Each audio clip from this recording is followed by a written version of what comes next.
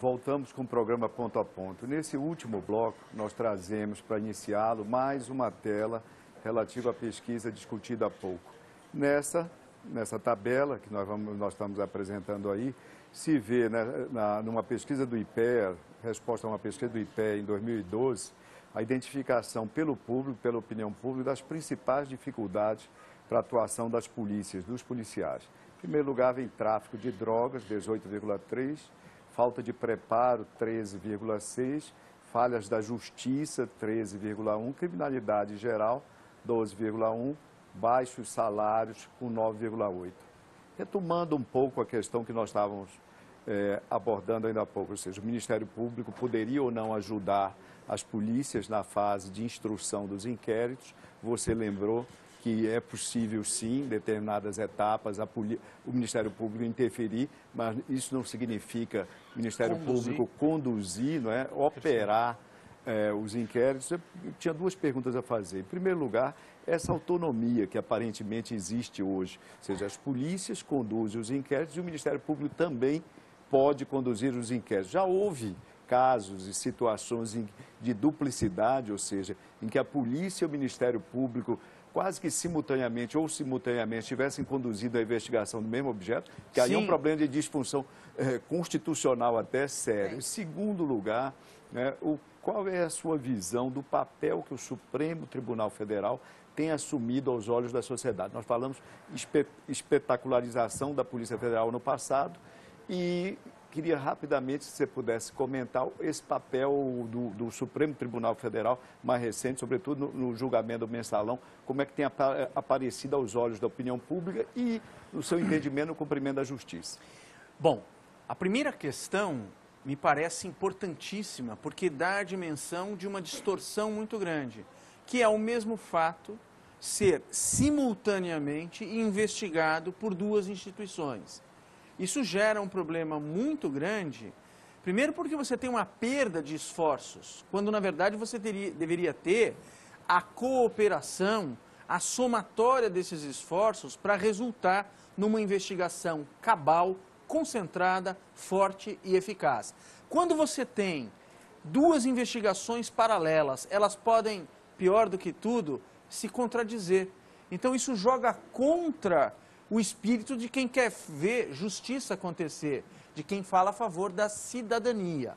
Então essa é uma primeira questão importante. O cidadão não pode ser investigado pelo mesmo fato em dois inquéritos diferentes. Segunda questão que nós temos que observar. É importantíssimo, e já virá tarde, o regramento para a investigação do Ministério Público. Regramento, volto a insistir, na forma que o ministro Luiz Roberto Barroso falou, para situações excepcionais nas quais o Ministério Público possa intervir. Esse é um aspecto. O segundo aspecto, que é o papel do Supremo Tribunal... Posso interromper antes da gente falar do Supremo? Nessa questão da excepcionalidade, você acha que autoridades, crime de colarinho branco em altas esferas, poderia ser uma exceção ou não? Porque, veja, a Polícia Federal, você pode demitir a qualquer momento os delegados, você pode remover os delegados. O Ministério Público é inamovível. Tem garantias, não é? Tem mais garantias, tem maior independência. Olha, isso é um pouco nós negado. poderíamos... A sua questão é interessante. Se nós tivéssemos um ministro de Estado envolvido, talvez aquela exceção que nós vislumbramos quando se trata de um policial de alta hierarquia investigado para autorizar e legitimar o Ministério Público a investigar, talvez se pudesse pensar também em caráter excepcional, quando nós tivermos um alto dignitário do Estado, como um ministro envolvido, a excepcionar e permitir que o Ministério Público investigue. Essa é uma possibilidade bem restrita, bem restrita. Agora o Supremo.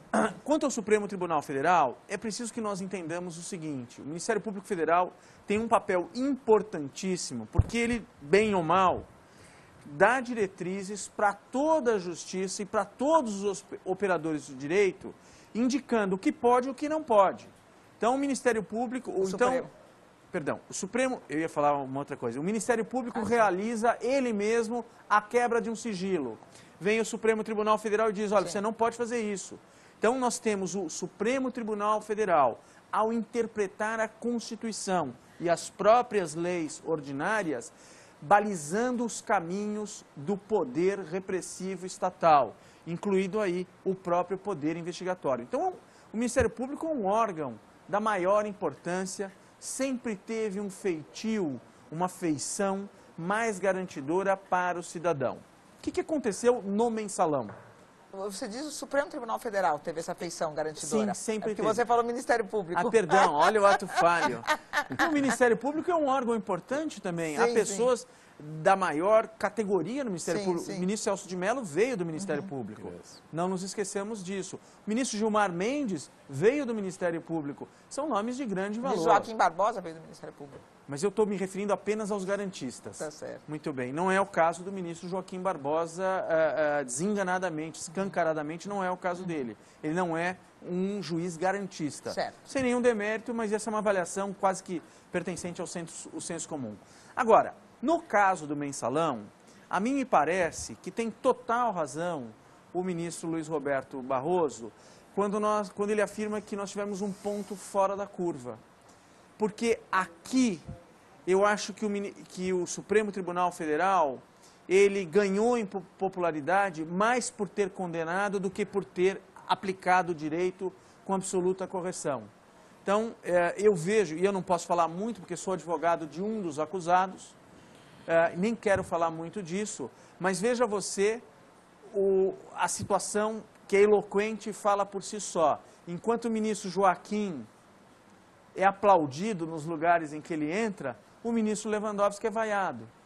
Então, isso denota o quê? Denota que quem teve uma postura mais garantista ou mais liberal recebe as vaias. Mas na academia recebe aplausos. Quem recebe O aplausos? Lewandowski, ele teve um desagravo na academia. Recebe, sim. claro.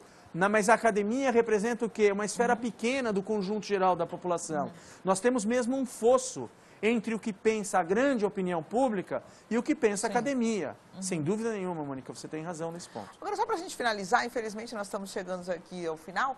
Qual é a expectativa, então? Eu sei que você não pode falar muito, mas você pode pelo menos falar da sua expectativa em relação aos próximos capítulos, vamos dizer assim, do mensalão, que é o julgamento dos embargos infringentes, com a chegada de 2 novos ministros, de um outro perfil, considerado também garantista, esses novos ministros. Vocês têm a expectativa de que haverá um novo julgamento, pelo menos em algumas questões, e que poderá haver, inclusive, a absolvição, será? Olha, tudo gira em torno de se saber, em primeiro lugar, se o Supremo Tribunal Federal vai ou não admitir o manejo dos embargos infringentes. Se o Supremo Tribunal disser que os embargos infringentes continuam em vigor, sim, nós teremos, com absoluta segurança, num ou noutro crime, a possibilidade de termos absolvição. É o caso do deputado João Paulo Cunha, que eu defendo, que foi condenado pela diferença de um único voto, 6-5 na lavagem. Então, nós temos 2 novos ministros, e com isso, um dos ministros que o condenou já não está mais na corte, que é o ministro Carlos Brito. O ministro Peluso o absolveu no caso da lavagem. É o ministro Carlos Brito mesmo.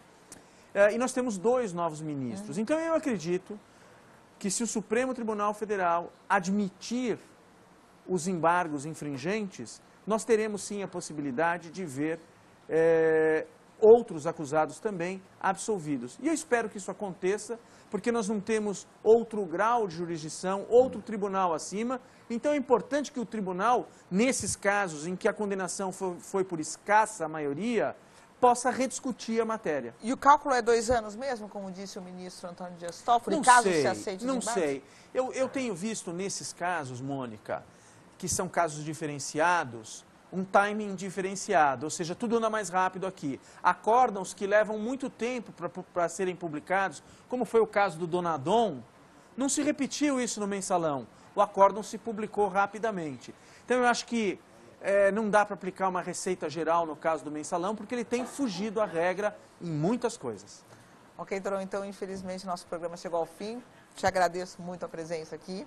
Eu que queria agradecer o convite a vocês dois, dizer que foi um prazer participar e espero que tenha contribuído com alguma coisa.